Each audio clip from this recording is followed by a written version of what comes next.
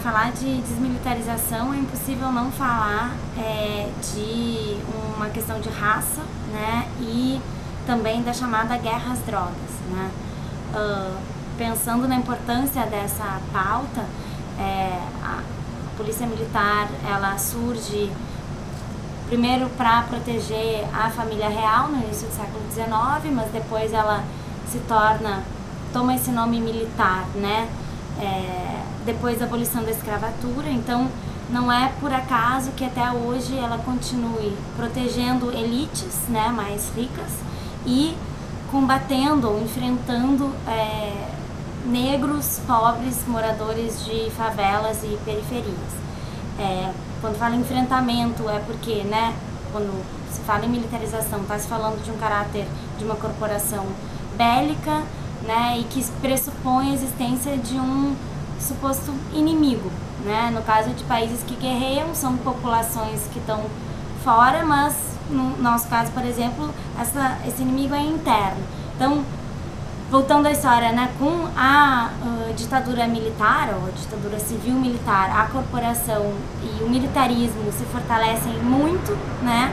E se naquela época esse inimigo interno estava ali no opositor ao regime, hoje a gente vê uma continuidade da localização desse inimigo nesses perigosos traficantes que se traduzem na prática em, de novo, né, jovens, negros, moradores de favelas e periferias. E aí o recorte de raça também atinge a própria polícia, né, porque também são quem está na linha de frente, e mesmo aqueles que mais puxam o gatilho também são os que mais morrem, né, porque os soldados, quem está na linha de frente na polícia militar também são negros, pobres e moradores de regiões mais empobrecidas em corporações e empregos muito precarizados. Então, tem que sim se avançar na política sobre drogas.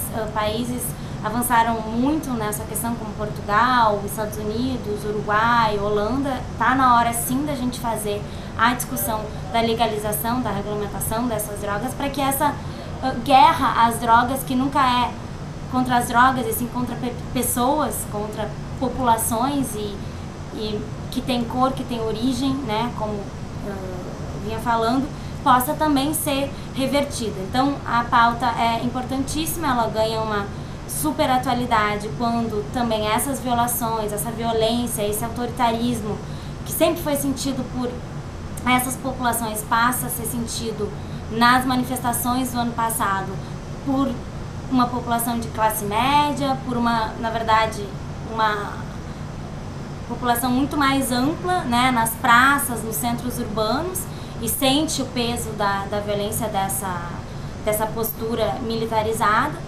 E temos que deixar de avaliar isso como uma utopia ou algo muito distante, né? A gente precisa realmente tratar a desmilitarização como algo possível e passível de ser feito, né, realisticamente. Para falar de desmilitarização não significa acabar com as polícias. Muita gente pensa que desmilitarizar significa abolir todo e qualquer tipo de força de segurança pública. Se trata, bom, a gente tem polícias civis e guardas municipais que teoricamente não são militarizadas, mas também é necessário falar que também não é só a polícia militar que é militarizada. A gente tem todas essas forças de segurança e muito do aval do poder judiciário e da sociedade em geral, com uma certa ideologia militarizada, né? Tem muitos autores que falam que ao falar de desmilitarização é menos acabar com uma corporação específica e sim acabar com uma lógica que atravessa mais do que uma corporação específica.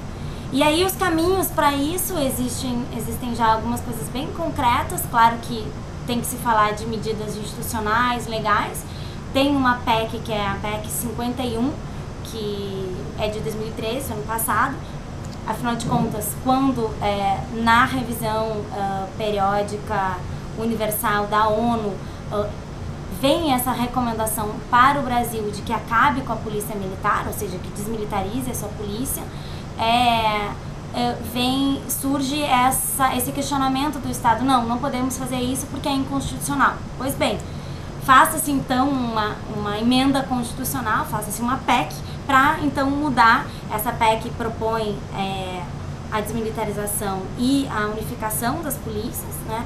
Mas acho que nós acreditamos que para além dessa medida institucional concreta, que certamente é um primeiro passo e é necessário, existe a necessidade de enfrentar isso historicamente, culturalmente, colocar esse debate e essa discussão na sociedade, sensibilizar e realmente fazer uma disputa de opinião pública a respeito disso, como já falei, desmistificando a ideia de que isso é impossível, de que isso é uma utopia, de que isso está muito distante.